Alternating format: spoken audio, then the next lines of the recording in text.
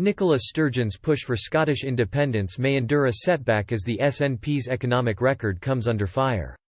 The latest polls provide the First Minister with a huge boost as support for Scottish independence appears to grow.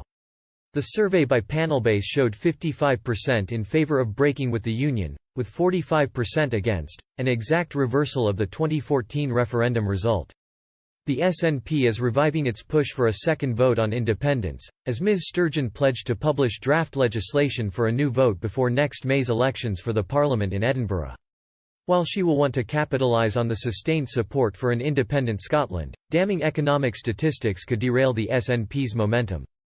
This is because the latest Government Expenditure and Revenue Scotland analysis of the health of the economy has shown that the Scottish notional deficit stands at 8.6%, £15.1 billion, compared to 2.5% for the UK as a whole. This figure represents an increase of £2 billion on the previous year. Further, it rises to 9.4%, £15.9 billion, if North Sea revenues are excluded.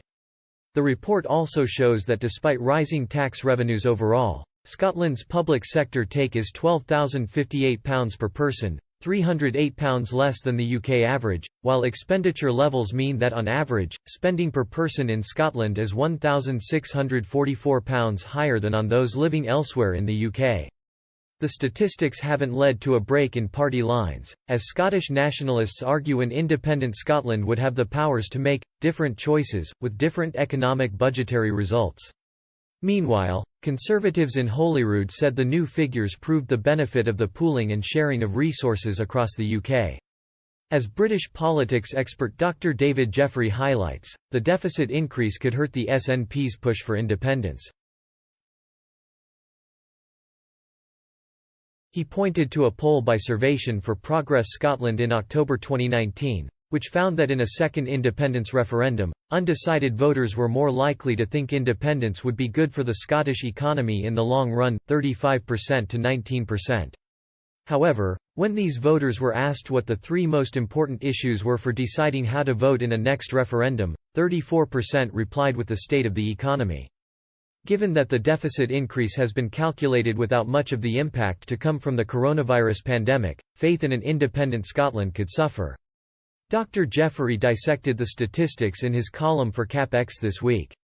He added, broken down by potential referendum vote, of those who supported independence just 26% selected the economy, compared to 35% who were undecided and 41% who were against independence.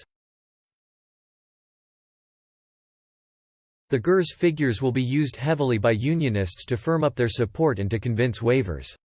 Expert in public law, Professor Aileen McCarg, told Express.co.uk last month that the growth in support for independence won't change the legal argument for the SNP, but could boost Ms Sturgeon's political case. She said, "The growth in support does not change the legal arguments. Either they have the power or they don't. A mandate makes no difference."